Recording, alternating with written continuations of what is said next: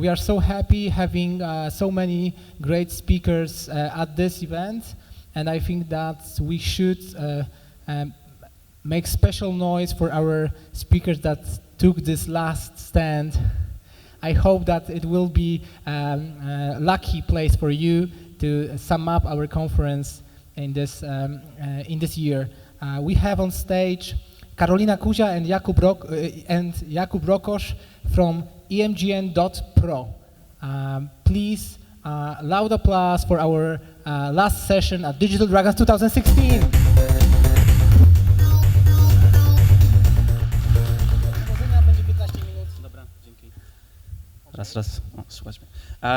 Okay, I just wanted to add one thing. It's not only IMGN.PRO, it's actually co-developed by IMGN.PRO and Full Theory as well. We represent both teams. So let's start with the title of our presentation, Why Fool's Errand? We think that in the past years, basically, it's like when you hear that someone is making an RPG in a really small indie studio, it kind of have turned into a synonym for a lost cause, because you hear the announcement and then those guys are gone for various reasons. But what we wanted to do today is actually share our knowledge of how to survive the first year of planning your development in order to ship your game in the future.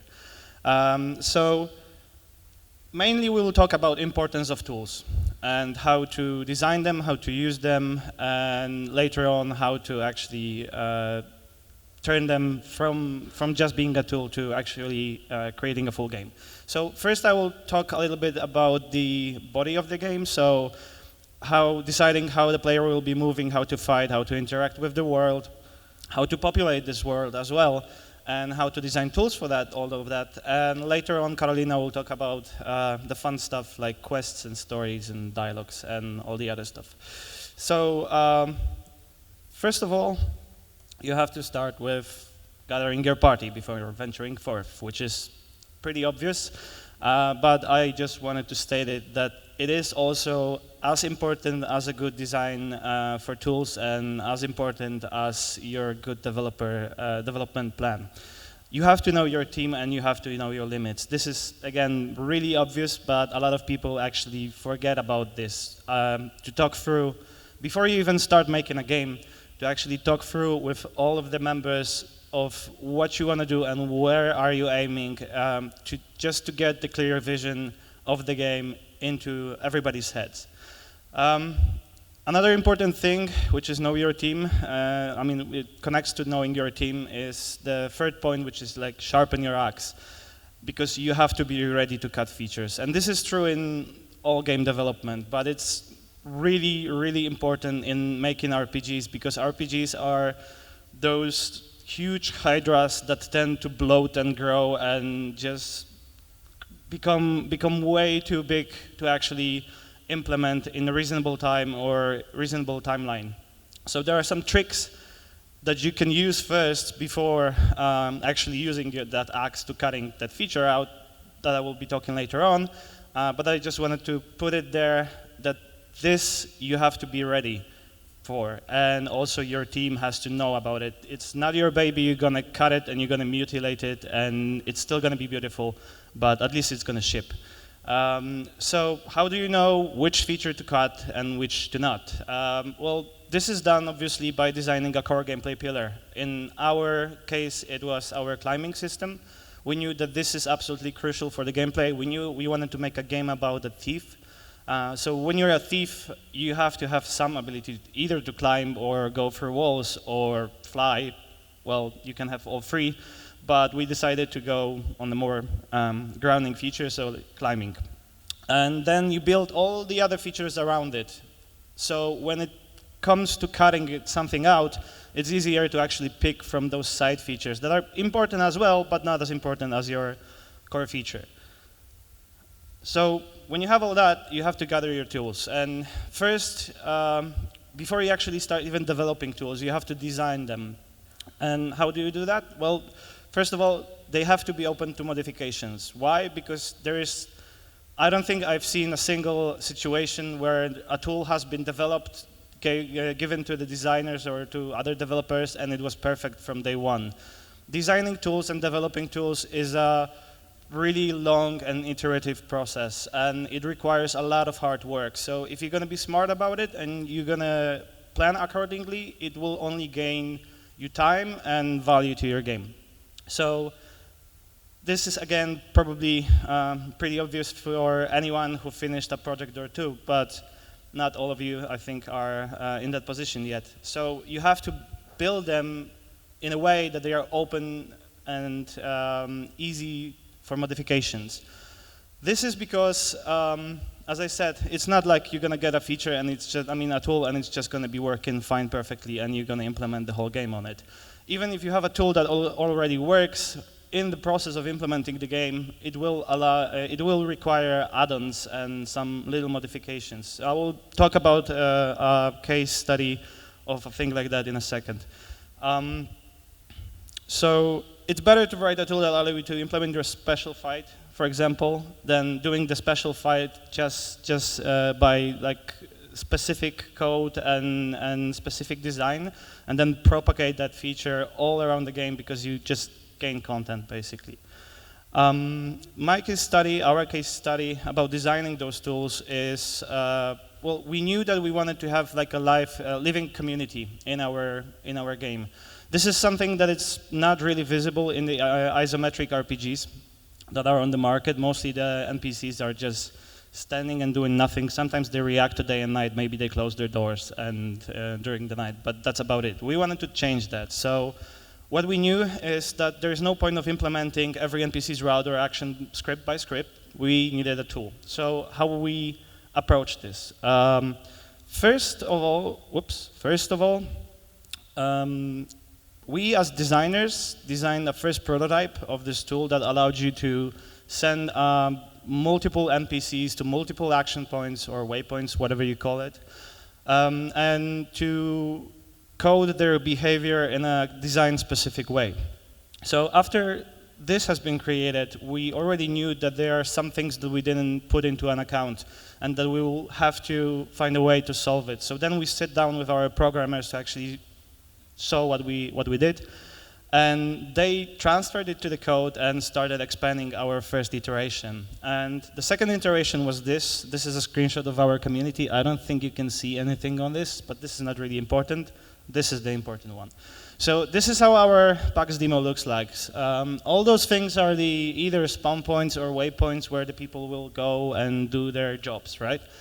But there was another thing. First, we had just the points that the people were walking to. The thing that you see here in the center is like a collection that can connect all the waypoints for one NPC together. And inside this actor or object, whatever you call it, you can define the specific behavior of the NPC using it. So it can be linear, so he will always take the same route, like if he's a baker or a milkman, or it can be random if he's a patrolman on like just patrolling the market, and some other behaviors. So that was the second iteration, adding the different behaviors to it. And the third iteration was actually doing something with the NPCs itself when they reach the action point, and what do you want them to do? Because it looked silly when we had like 50 NPCs walking around the market and just doing nothing or constantly walking around. So we needed to differentiate between them. So we, again, as designers, added a system, a prototype in Blueprints, where you could define their animation that they're going to play upon reaching the action point. You could define like how long they're going to play the animation. You can randomize it. You can put different variables that can easily randomize the things that you see and create the illusion of actual living world. And the fourth iteration was actually, again, putting it into the code. So the result was, it took us around 3 months to reiterate through this process to develop tools that we needed for community implementation that were both optimized and functional. And another 1.5 months to implement, both of us, me and Karolina, the amount of NPC as seen in the PAX demo that you can check out in the other hall. So in the end, what we had is 4 fractions implemented in the demo. Karolina, I think, will be talking about that a little bit later. 400 AIs in PAX demo, which is quite a lot, and we got pretty nice performance. I think 1900 both skeletal and static meshes. This is just here to show you the scale of content creation that you have to be prepared for. And those skeletal and static meshes had been done from day one, basically. This is a year worth of 5 graphic artists and 1 animator, I think. 2,500 textures, 1,700 animations, 700 animontages. Because we use Unreal 4, we decided to use animontages and their functionality for using in those waypoints that the community uses. So we used animontages to actually define what he's going to be doing in it, just with a little overlay that we added to decide if he's going to do it like linear or random. But back to the core design feature, which is climbing. This was our core feature that we knew that we have to put the biggest stress on. Because this was the thing that was supposed to give you fun in being the thief. You had to understand that you are free to do whatever you want, and we wanted to empower the player to actually go out and explore. I always felt grounded when I was playing RPGs and like stuck to the ground, and it always annoyed me, and we wanted to first get this feature right and then design everything else. So this feature is still like in progress, as you could see in the demo, but after a year's time, it's playable. And how we did it is we tried modules with links that we placed on the location around the geometry. It didn't work. We realized there's not so many of us that we will be able to actually cover the whole game with the scope we wanted to aim at, because there's only 20 people in our team. We tried different approaches to marking edges on the static meshes itself, like expanding the static mesh editor, and then like generating it through the markers, but it didn't work as well. And finally, we used Recast that was built in the engine to modify it, and all of the edges are actually automatically generated right now on the map. For the demo, I think we had like only few places that had to be corrected by hand, where you could see that there's something wrong in the algorithm. We tried to have really beautiful movement with root motion animations and no sliding, etc., but it turned out to be really tedious and not really easy to control. You could easily fall from the ledges, etc. So we decided to switch to physical movement and with future motion prediction. And this is the result that we got in right now, that you can basically, if you can see that there's a place that your character can fit into, you can jump on it, and it's pretty obvious for the player without marking any edges or using special colors to do it. And when we had this in place, and this was done a few months before PAX, it wasn't finished, but we already knew the direction that we're going to take with our game and what gameplay, other features it will require from us. So you build the other features around it, like combat, for example, and it was pretty obvious for us to do a real-time combat. It didn't really make sense to do it turn-based. It didn't really make sense to steer your character or control your character with point-and-click mouse movement. So we decided on a keyboard movement and a joypad as well, controls. So we also knew about combat. We experimented with various approaches. We thought that maybe the Slayer of all, Diablo freestyle, hundreds of enemies killed in a second kind of a thing would be cool, because it has explosions and colors and all that other stuff.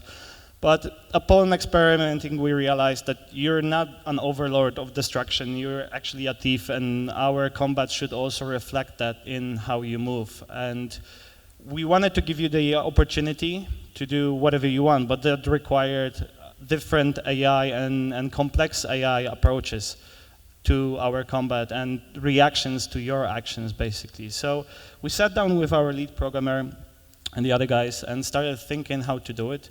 We decided to put on much stress on the combat that was challenging, because you as a thief, as I said, you're not a fighter really. So we took all the little systems that Unreal have in them and just expanded them a little bit, so and gave them to the designers. So the programmers could focus on the important other features that needed to be developed, and at the same time we could just click all the assets and prepare the different enemies. I think right now we have 4 or 5 different types of enemies in the game. It's not in the demo yet, but like designed and ready to be implemented in the full game.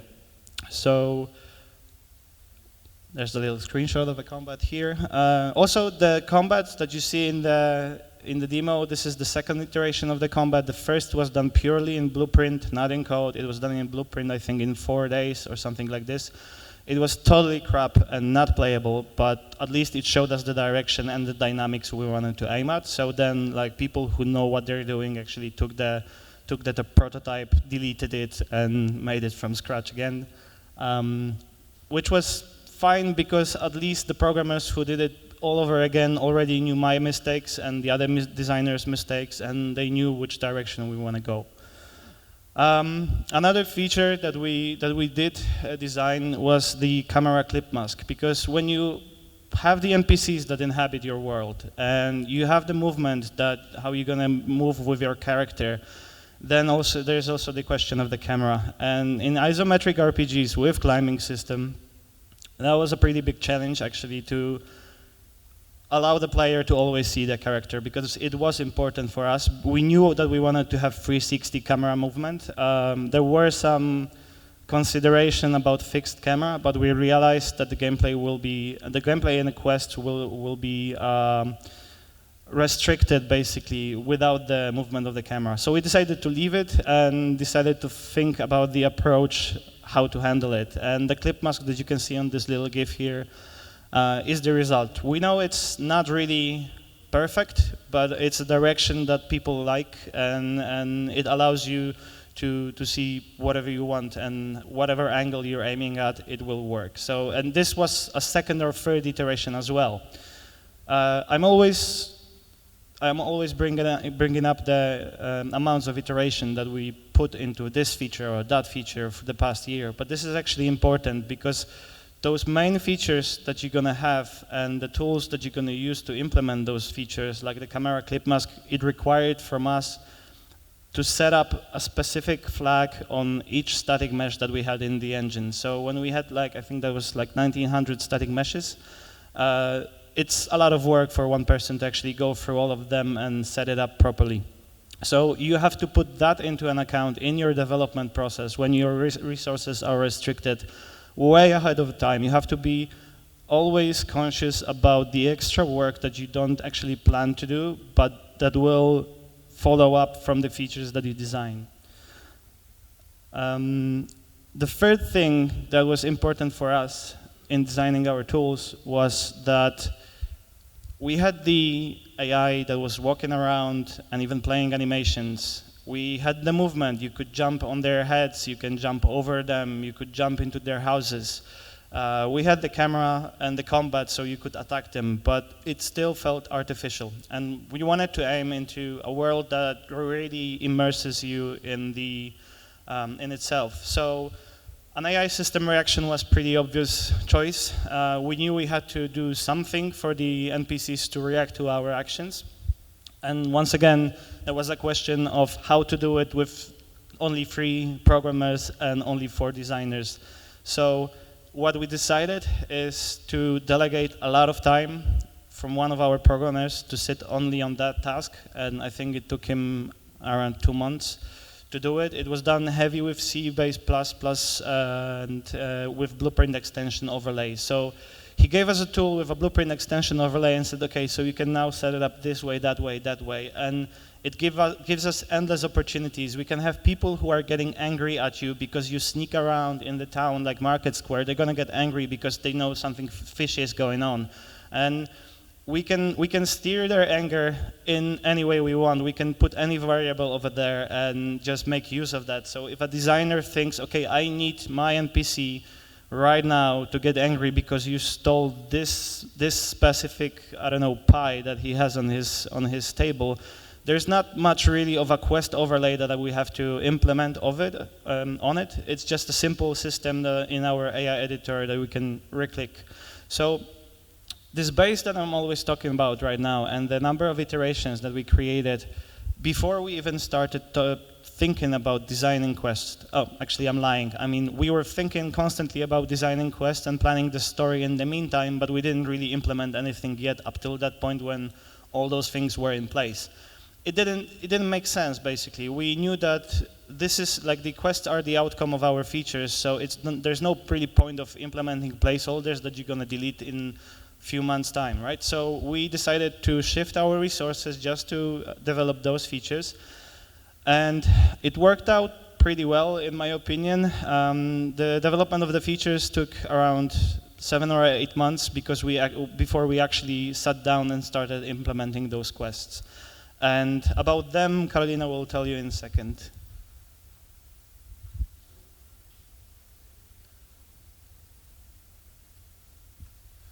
All right, so let's move to our quest implementation framework.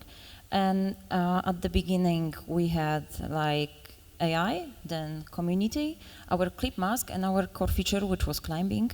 But it was just the body of our project, and we needed to add a soul to it. So we wanted to introduce some quests to it, and at the beginning, we asked the designers. We noticed that implementing quests in Blueprint is not really efficient because blueprints were really primitive tool to do so. And also implementation in blueprints took a lot of time to actually trigger simplest of tasks.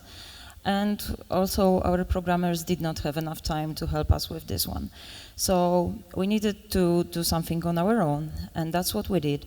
We implemented two kind of very useful tools for us, and first of all, we implemented functions. So this one in the picture, it is responsible for starting a dialogue on actor, and as you know, in every RPG you need such functionality. And what we did was actually to connect, we connected few simple blocks together, so now we don't have to copy-paste them all the time when we want to start a dialogue on any desired pawn, but we just spawn one node and then we connect a desired dialogue file to it, and it works. And the second tool was macro. These are implemented especially to let us control the flow of the quests. And as you may know, quest designers are control freaks about that. So we really wanted to have a full control over where the signal is, where it started, where it died, and so on. And of course, it also helps us a lot to debug our quests. This is the very easy example, very basic example of a macro, and it checks if desired pawn is in desired trigger or not.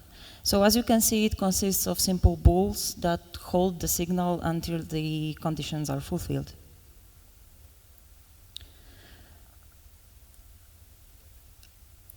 And first of all, we really wanted to reintroduce our implementation way to change it to linear. Why is it important? Unreal makes it possible to implement many nodes spawning signal at once from different places from the blueprint, but it's really nearly impossible to debug where the signal quest is, and to simply debug what happened. So this is a very simple example of our quest from the game, and so, as you can see, everything is placed linear here, which was also possible by adding many functions and macros to it. And now I will show you the bad example. So as you can see from the picture, this is really messy, and if I was supposed to debug it, it would be hardly possible for me. On the left side and in the center, you can see many nodes that spawn the signal, and actually it's really impossible sometimes to tell where is it coming from or where it ends. And if fellow quest designer needs to debug such mess, it really takes a lot of time and nerves to do so. Now let's move to dialogue implementation system, and every RPG cannot exist with dialogues. So we introduced our own system, and our programmers helped us with it. And we made few demands about it. So first of all, we wanted to use multiple actors, which is quite self-explanatory. So we wanted to make it possible to us to use in one dialogue as many actors as the scene desires. Next, we wanted to introduce choices for the player. So because it's RPG, player should decide on his own what he wants and what he doesn't want to do. Here's the example of our cinematic dialogue, and this is the specific type of dialogue that I will introduce later. But in the bottom dialog box, you can see a player has several choices to choose from. And our programmers made it possible for us to add as many choices as we want. Next was few different types of dialogue display modes. So let's move to them. Let's move to the example. And first of all was Artanak's inner speech. This is custom tool we needed to provide player with certain info from Artanak, who is demon who possessed the main character.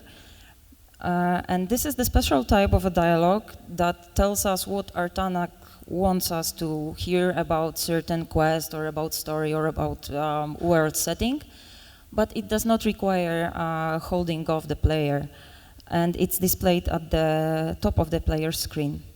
Second one is shown before cinematic dialogue, and this one is triggered every time you want to say something really important and crucial for the story. So it takes players' attention, it holds player so he cannot interact with anything else, and it also requires player to involve in the dialogue and choose from the several options. So actually it's very interactive with the player. And the third type are gameplay chats. So these are chats displayed by the surrounding of the player, by the community, and they basically add to the living world and tell some story on it, but very often they are not full of any useful info according to quests. And this is common example of our dialogue from the designer's side. So from our side, all blueprint dialogues looks the same, only for the player there is a difference in UI. And as you can see, each tooltip represents one line of a text, and the signal is propagated through the thick white lines. And block with many tooltips on it is a choice hub seen before, so player can choose from several options, and each line represents a different choice line. Next, we really wanted to divide community gameplay chats into some categories. So they are not played at once, and I will explain in a minute. So we divided them into a community, combat, and quest chats, and the quests are the most important. Let's look at the example. So the guy in the center or on the left is a community member, and he talks something looped from time to time, and it's not really important info for us as a player. But the guy from the top is a member of some quest. So when the community guy is talking and then the quest chat triggers, the community one still plays, but its volume is turned down, so player can focus more on quest chat and as well on the voiceover recorded for it. And the last feature we wanted for our dialogue implementation system is photo booth. Photo booth allowed us to show actual look of every NPC player is involved in conversation with. Because we did it because of two reasons. First of all, we can randomly generate the looks of our NPCs, so we really wanted to show that. And second reason, was that we really wanted to save some time on painting little portraits, you know, from some classical RPGs for the NPCs. As you know, it's really impossible, and sometimes NPCs without portrait may seem really unimportant to player, which is not true.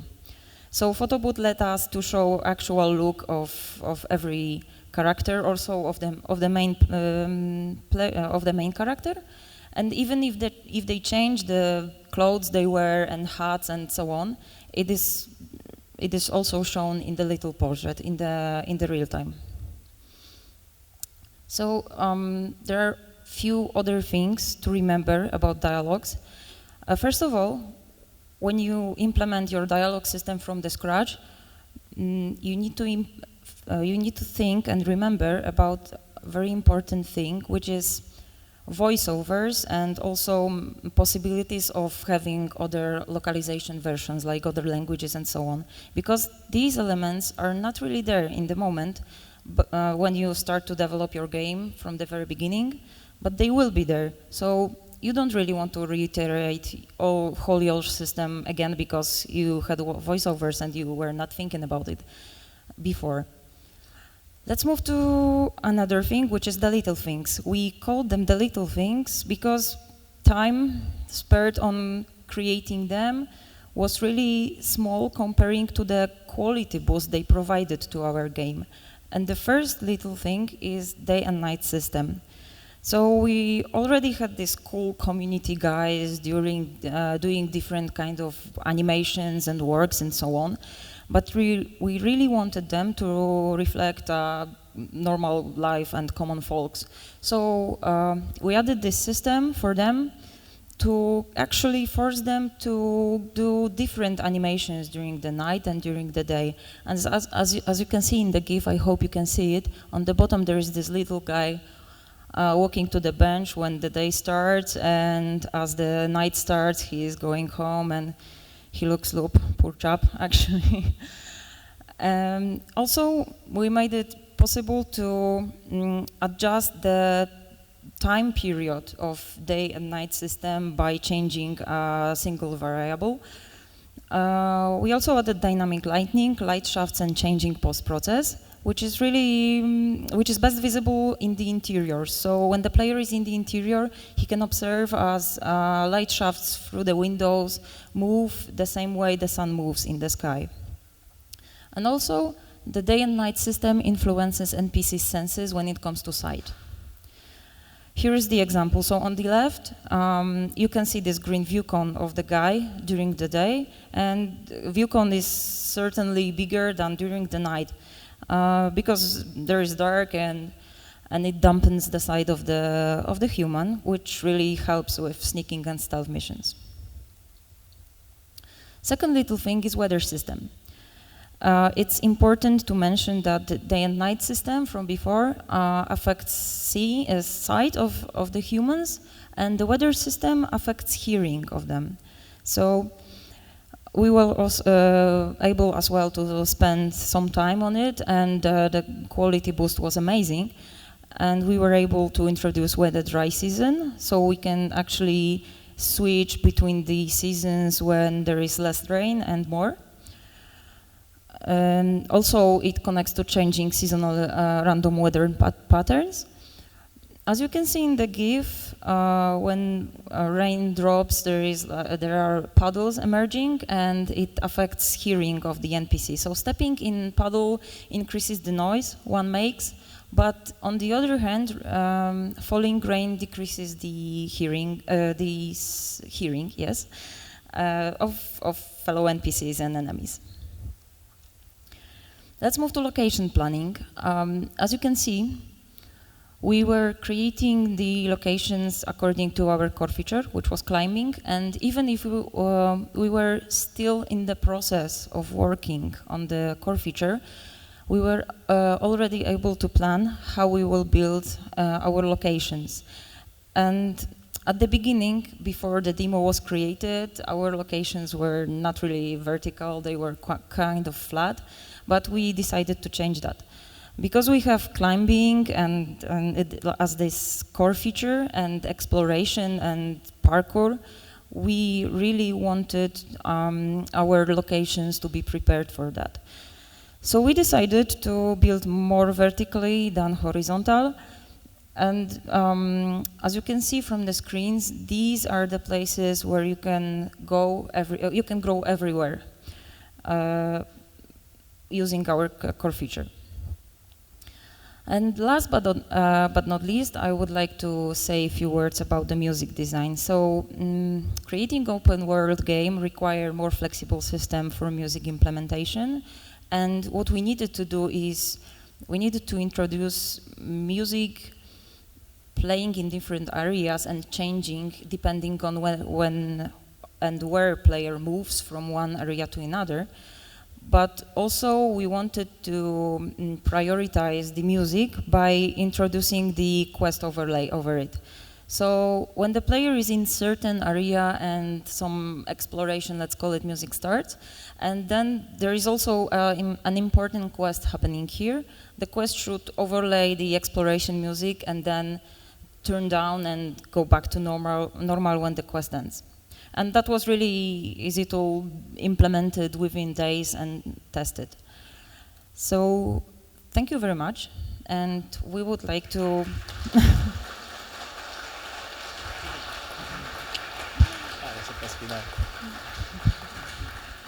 thank you very much, and we would like to hear some questions from you now. And we would like to have some answers.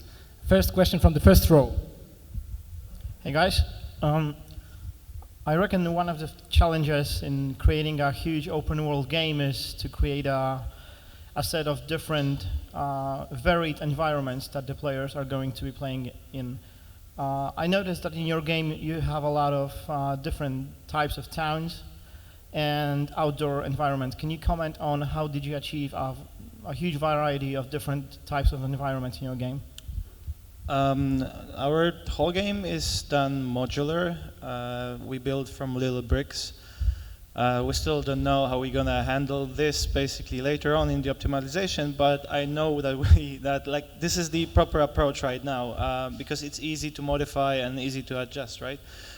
So if you're building with bricks, then it's easier to do a set of specific bricks. And what we did is, I think in the first 2 months, we met with our art director and our graphic artist, and we divided the whole world. Like we figured out like what environments we will want to have in our game, what are always visually pleasing to the player.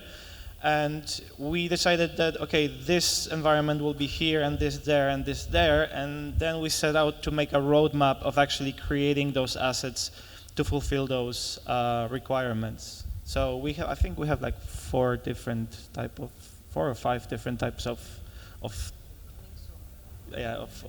asset types, I can say. Yeah. Awesome, thank you for your answer. And question from here.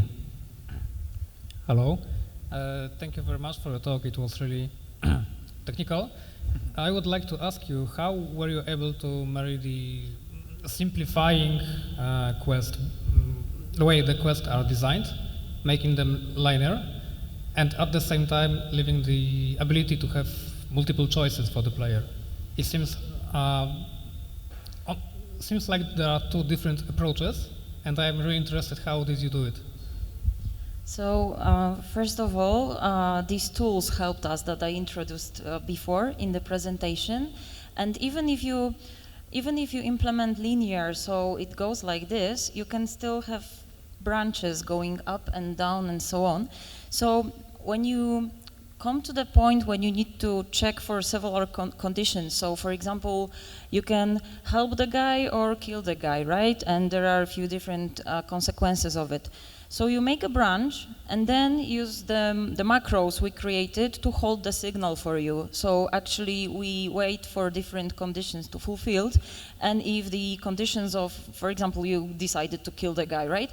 So only the condition for killing the guy is fulfilled, and then the branch pulls the signal down, while the other branch should die, basically, because this is optimal and this is better for the implementation. So of course, linear doesn't mean you cannot have like several branches all around. What we meant was that to implement linear because you have one beginning and probably one or more endings, but Signal starts from one beginning, so this is very easy for you, not like the events from Unreal Engine creating Signal everywhere, and you cannot tell where it starts. Okay, we have a moment for the last question here. Hello. Creating dialogue trees with blueprints in Unreal seems really tedious. Didn't you think of creating a tool for that? We don't have the luxury of having too many programmers right now. We have only 3. By the way, we're recruiting, so if anyone is interested, please send us an email. Actually, it was easy because we used data tables for localization and future localization. It's like a stub prepared basically for later on as we're going to localize to different languages, like Karolina said. So if you have those data tables, then you have to somehow drag the info out of them and be able to play this line and that line in specific moments, right? But when you have branching dialogues and branching choices, we found that there's not much point of writing a specific dialogue tool just to display those things, where blueprints actually have the opportunity, give you the opportunity to add multiple outputs and steering with the flow. Okay, thank you. By the way, I think that when our colleague said that it was very technical, I think that it was advantage and a positive thing to say. Yeah. Okay. Thank you very much. Thank you. This was the last talk. Let's make it loud.